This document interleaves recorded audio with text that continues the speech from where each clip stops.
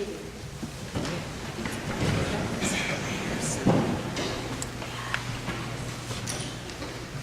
The other day we were walking along the Potomac and we came to the area that's called Great Falls. And right there, the Potomac is thinned down into this tiny area, a chute of water, because on either side are the cliffs. And it was the high water mark for the spring, and it was unbelievable. The water was just pouring through that chute. And it was churning, and the roar was unbelievable. And it was swirling, and it was popping up and down and over the rocks. And it was just so absorbing. You could look down into that promontory and think, wow, and it was fascinating, and it was exhilarating, and I almost fell in. Because you were just so overwhelmed with the noise and the excitement of it, and I had to step back. Because all of a sudden I did feel like I was being swept away into the river and down the river. And I grabbed hold of a handrail. It was almost as if I was watching a newsreel. When you watch CNN and all of a sudden you hear all these interviews and it's so absorbing, it's so exhilarating, and all of a sudden you're down the river of news and your whole life is just kind of whoosh. And you're in Libya, and you're in Japan, and you're in basketball court, and it all becomes all-consuming. It becomes addicting to listen to the news. That's what I felt when I first read this gospel. This poor blind beggar was sitting by the side of the road, and all of a sudden, his life is galvanized into this huge chaos. He's calling in this poor, no longer blind man to say, are you sure you're the blind man? Are you sure you're not somebody else? How were you healed? Tell me about it. And then they bring in the poor man's parents and they talk to him, and the parents say, no, he was blind, but we don't know anything about it. And then they bring in the other man, and it's like film at 11. It is just an unbelievable, chaotic experience for this poor man. He was sitting by the side of the road blind, and all of a sudden his whole life has been up in a great chaos with churning and swirling and everything. It's absorbing him. And then the Pharisees throw him out of the village. And for the first time since his healing, he feels a sense of peace. Jesus goes to find him there and begins to talk to him. And it's when the blind man, no longer blind man, realizes what has happened to him. He turns to Jesus and says, Lord, I believe. Through the lens of the miracle of his healing, he has been anchored into a new sense of serenity, a new sense of peace. His life has been transformed through seeing. But not seeing through his eyes only, but seeing in his heart. And the miracle, the anchor of that miracle, will last for the rest of his life as he continues to see. Our lives are so chaotic. We are so busy. If you're paying half attention, it is an unbelievably busy world. You open the paper, and even on the first page, you're overwhelmed. The life is churning and swirling, very much like a tsunami. It is consuming. It is absorbing. To listen to the news is almost addicting because you're just swept down the river in consumption of concern and compassion. And it wears your heart out.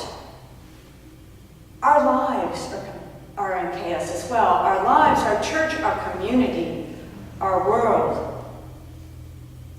There's something in our culture about busyness. It's an ambient busyness. It's everywhere.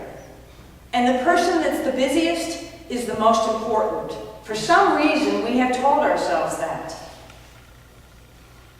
We try to guard our lives against chaos and against the uneventful, but you can walk down the street and break your leg, and your whole world is turned upside down.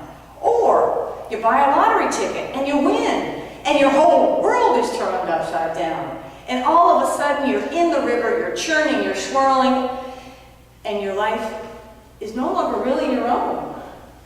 You're swept down into the world. Our churches are also consumed with busyness.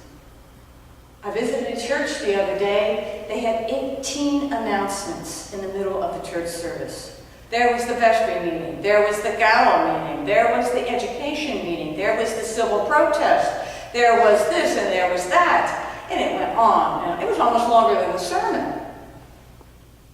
I was also looking at a profile of another church. And it says down at the end of the profile, additional comments. And they had written 3 words. Busy, busy, busy. That's it. Our churches have become overwhelming with activities, and we've lost our core.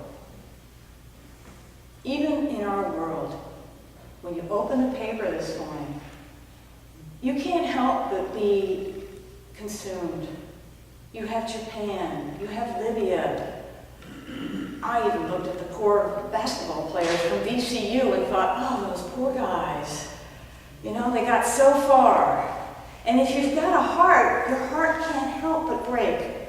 Not only for those players, but for the Libyans, for those in Sudan, those in Sierra Leone, those in the Ivory Coast, those in Japan. It's churning and swirling. And you're just shot down through the river. And it's overwhelming. We need an anchor. Somehow or another, we need to grab hold of some handrails, something that can secure us from being swept away. At the end of your day, do you look back and say, I can't even remember what I had for breakfast, let alone what I did today, let alone where I was, let alone where God was? That is when we get too busy. That is when we have lost our core. We have lost our anchor. And yet, as boaters know, when we're in the midst of a storm, is not the time to go and fix your anchor.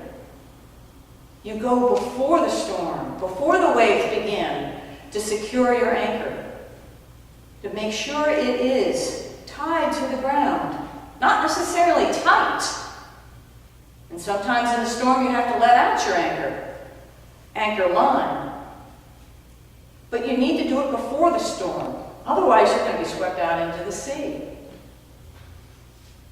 One of the things that I have learned about trying to find an anchor in this world, because if you're like me, when crisis happens, when chaos happens, even when I open the front page of the newspaper, I forget about God altogether. Somehow or another, that's almost the first thing that just sort of disappears like vapor in my mind. And I'm swept through into the news, into the day. At the end of every day, I do what's called an Ignatian examine. And that is when I go back and try to remember where I saw God's presence. Frequently, I have to start even before that to find out what I remembered about that day. And then I try to remember God's presence and when I didn't feel God's presence. And sometimes I even have to write it down. Because the next night I have to look at what happened the day before. And then I have to look at what happened the month before or the year before. Life is too precious to forget. We've been given a gift of our life, each moment of that life. And if we forget it each moment, if we've lost our anchor, then we're going to get to the end of our lives and think, what did I do? Our churches are too busy.